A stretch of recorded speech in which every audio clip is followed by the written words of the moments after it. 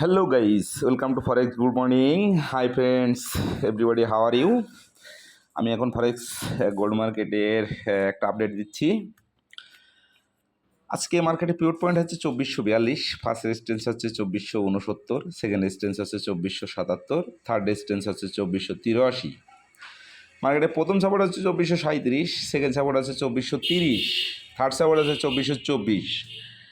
মার্কেটটা মর্নিংয়ে পর্যন্ত মুভমেন্ট করছে, লো করছে 2450, হাই করছে 2459। গতকাল আমাদের 3টে ইউএসডি নিউজ থাকার কারণে একটা পজিটিভ হয়েছিল আর 2টা মাইনাস। একটা পজিটিভে আমাদের মার্কেটটা 2432 পর্যন্ত ডাউন করছে, মোটামুটি ভালোই ডাউন করছিল। মার্কেট এখন আবার 85-র উপরে আছে। আজকে মার্কেটটা আপে যাওয়ার সম্ভাবনা আছে, সেক্ষেত্রে আপনারা বাই এন্ট্রি নেবেন 2461, প্রথম টিভি দিবেন 2464, সেকেন্ড টিভি দিবেন 2468, থার্ড টিভি দিবেন 2472, ফোর্থ টিভি দিবেন 2476, ফাইভ টিভি দিবেন 2482, এসএল প্রাইমারি ব্যবহার করবেন 2452, ফাইনালি 2440। যদি মার্কেটটা নিচের দিকে মুভমেন্ট করে সেক্ষেত্রে আপনারা সেল এন্ট্রি নেবেন 2440, প্রথম টিভি দিবেন 2438, সেকেন্ড টিভি দিবেন 2434, থার্ড টিভি দিবেন 2430, ফোর্থ টিভি দিবেন 2424, এসএল ব্যবহার করবেন 2448। আমি সবসময় একটা কথা বলি, সেটা হলো আজকে মার্কেটে লাস্ট ক্লোজিং ডে। এই দিনটাকে ফরেক্সের ভাষায় বলা হয় ব্ল্যাক ফ্রাইডে।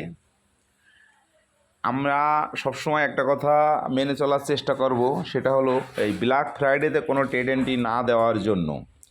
কারণ এই ফরেক্স মার্কেটে দুটো সিস্টেম এবং দুটো দিন মানুষকে জিরো করে, নিঃস্ব করে।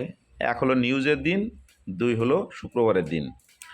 মার্কেটটার মুভমেন্ট আপনি অ্যানালাইসিস করে পাচ্ছেন যে মার্কেটটা ডাউনে যাবে বা মার্কেটটা আপে যাবে। আপনি যেখানে ট্রেড দিবেন মার্কেট তার উল্টা দিকে যাবে, মানে আপনার এসএলটা হিট করেই মার্কেট সেদিকে যাবে। অনেক রিসার্চের অ্যাপেয়ার্স তো এটা।